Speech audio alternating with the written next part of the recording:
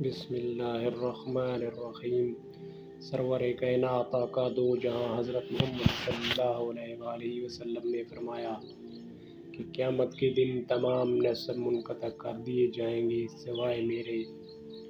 ہر بیٹے کی نسبت باپ کی طرف ہوتی ہے سوائے اولاد فاطمہ کے، کہ کیونکہ ان کا باپ بھی میں ہوں اور ان کا نسب بھی میں ہی ہوں۔ میرے پیارے نبی صلی اللہ علیہ وآلہ وسلم کی پیاری اور لاڈلی بیٹی فاطمہ رضی اللہ تعالی عنہا جب ان سے ملنے کے لیے آتی تو آپ صلی اللہ علیہ وآلہ وسلم خود اٹھ کر اپنی چادر ان کے لیے بچھاتے، جن کے پیدا ہونے پر تمام جہان کی عورتوں کو عزت ملی، جن کی پرورش پر لوگوں کو پتہ چلا کہ بیٹیاں تو باعث رحمت اور عزت ہوتی ہیں، جن کے نکاح کا فیصلہ اللہ پاک نے خود کیا،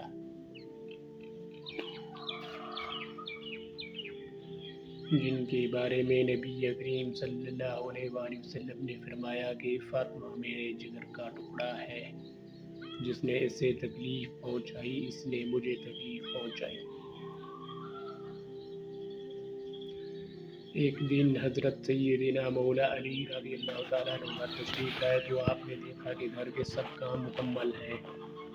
ایک مہینے کا آٹا پسا ہوا ہے، تھیلے میں پڑا ہوا ہے، ایک طرف پانی گرم ہو رہا ہے اور ایک چارپائی پر حضرت فاطمہ الزہرا رضی اللہ تعالی عنہا لیٹی ہوئی ہیں اور ہزاروں قطار آنکھوں سے آنسو جاری ہیں۔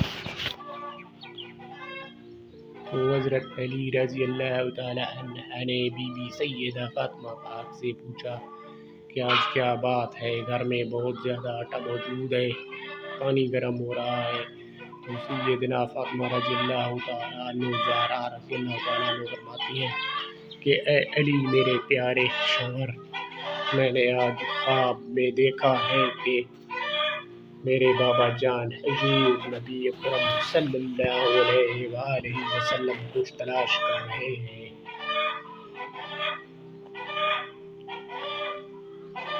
میں نے پوچھا کہ ابو جان آپ کس کو تلاش کر رہے ہیں؟ تو انہوں نے فرمایا کہ میری پیاری بیٹی، میں آپ کو ہی تلاش کر رہا ہوں، اس لیے کہ میرا آج اس دنیا میں آخری دن ہے اور میں خوش بھی ہوں کہ میری جلد ہی اپنے بابا جان سے ملاقات ہونے والی ہے، اور دکھ کس بات کا ہے کہ میرے حسین ابھی چھوٹے ہیں۔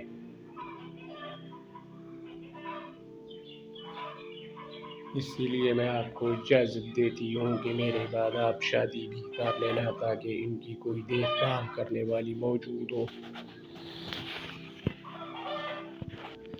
مولا علی کے جن کا لقب شیر خدا، جن سے تمام طاغوتی قوتیں خوف کھاتی تھیں، انہوں نے جب لخت جگر رسول اللہ صلی اللہ علیہ وآلہ وسلم کے منہ سے یہ باتیں سنی تو وہ بھی زاروں قطار رونے لگے۔ آپ نے فرمایا کہ میری پیاری بیوی، ابھی تو ہمارے دلوں میں حضور اکرم صلی اللہ علیہ وآلہ وسلم کے بچھڑنے کا غم تازہ ہے، اور آپ بھی اس دنیا سے جانے کا ارادہ رکھتی ہیں۔ میں کس طرح سے تمہاری جدائی کے غم کو برداشت کر پاؤں گی؟ بی بی فاطمہ نے فرمایا کہ اللہ پاک آپ کو حوصلہ عطا کر دے گا۔ تو مولا علی نے پوچھا کہ یہ پانی گرم کرنے کے لیے کیوں رکھا ہوا ہے اور یہ اتنا زیادہ آٹا کیوں پسا ہوا ہے؟ تو بی بی پاک نے فرمایا کہ میں نے پانی اسی لیے رکھا ہے تاکہ میں اپنے بچوں کو نہلاؤں، اور آٹا اس لیے پسا ہے کہ آپ اور میرے بچے کچھ تک اس آٹے کی روٹیاں بنا کر کھا سکیں۔ یہ باتیں کرتے ہوئے دونوں میاں بیوی رو رہے ہوتے ہیں، اتنے میں دونوں بچے حسن و حسین بھی آ جاتے ہیں اور دریافت کرتے ہیں کہ اے بابا جان اور اے اماں جان، آپ دونوں کیوں رو رہے تھے؟ تو مولا علی نے فرمایا لیکن بی بی پاک فرماتی ہیں کہ آپ دونوں اپنے نانا جان حضور اکرم صلی اللہ علیہ وآلہ وسلم کی قبر مبارک پر چلے جاؤ۔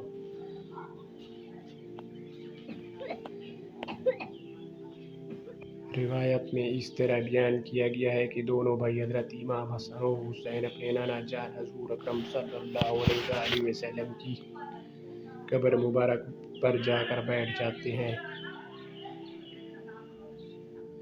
تاکہ ہم غیب سے آواز آتی ہے کہ پیارے بچوں تم دونوں جا کر اپنی ماں کو جی بھر کے دیکھ لو، آج کے بعد وہ تم دونوں کو نظر نہیں آئے گی۔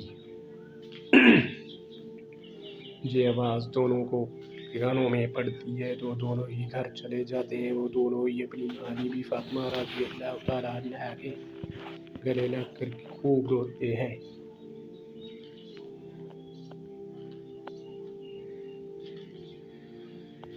وقت گزرنے کے ساتھ ساتھ بی بی فاطمہ رضی اللہ تعالیٰ عنہا کی طبیعت خراب ہوتی چلی جاتی ہے۔ فاطمہ رضی اللہ تعالیٰ عنہ کو پاس بلا کر کہتی ہیں، حضرت علی کو پاس بلا کر کہتی ہیں، اے علی میرے سے اگر کوئی آپ کی خدمت میں کوتاہی ہو گئی ہو، کوئی غلطی ہو گئی ہو تو مجھے معاف کر دینا۔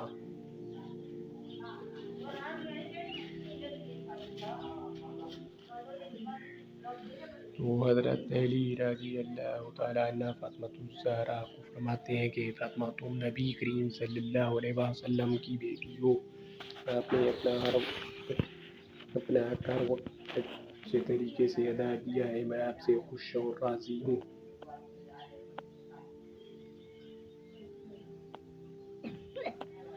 اس کے بعد بی بی سیدہ فاطمہ رضی اللہ تعالیٰ عنہ حضرت علی رضی اللہ تعالیٰ عنہ سے فرمایا کہ جب میں دنیا سے پردہ فرما جاؤں تو میرے جنازے پر کسی کو بھی نہ بلانا۔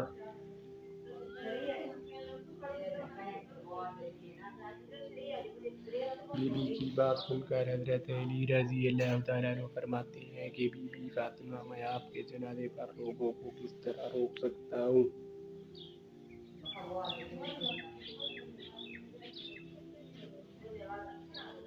کیونکہ آپ حضور صلی اللہ علیہ وآلہ وسلم کی بیٹی ہیں، جس نے بھی آپ کی وفات کی خبر سنی ہے اس نے آپ کے جنازے پر پہنچ جانا ہے۔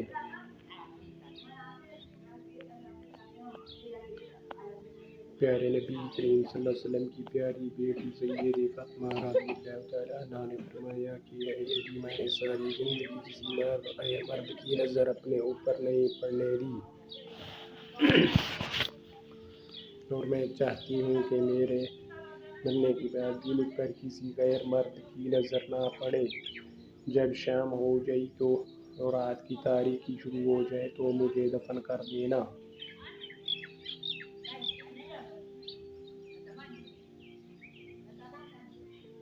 یہ باتیں کرتے ہوئے مولا علی بی بی فاطمہ اور حسن و حسین رو رہے ہیں۔ اللہ اکبر! کیسا پرسوز منظر ہوگا جب دو شہزادے اپنی ماں اور باپ کے درمیان ہونے والی جدائی کی باتیں سن رہے ہیں، رو رہے ہیں۔ سب باتوں کے درمیان ہی حضرت فاطمہ رضی اللہ تعالیٰ عنہا کی روح قدس دنیا سے رخصت ہو جاتی ہے۔ حضرت سلمہ رضی اللہ تعالیٰ عنہ میراث بیان کرتی ہے کہ خاتون جنت فرمانے لگیں کہ امی جان مجھے غسل کرا دیجیے، لہٰذا میں پانی ڈالتی رہی اور آپ نے غسل فرمایا۔ اس کے بعد آپ نے نئے کپڑے طلب کیے۔ جب آپ نے کپڑے پہن لیے تو فرمایا کہ میرا بستر گھر کے درمیان میں رکھ دیا جائے اور مجھے اکیلا چھوڑ دیا جائے۔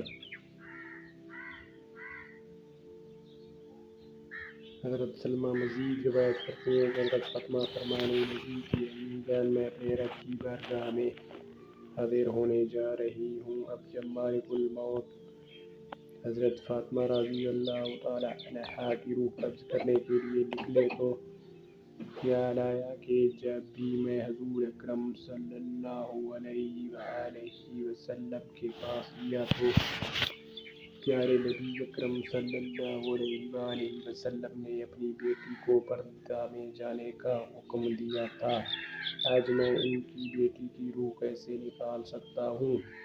تفسیر روح البیاں میں یہ روایت موجود ہے کہ جب ملک الموت دختر نیک اختر رسول اکر شب مہیا حضرت فاطمہ زہرا رضی اللہ تعالی عنہا کی روح قبض کرنے کے لیے آئے تو آ کر دروازے پر دستک دی اور آنے کا مقصد بتایا تو حضرت فاطمہ رضی اللہ تعالی عنہا راضی نہ ہوئی، فرمایا کہ میرے پردے کا احترام کیا جائے۔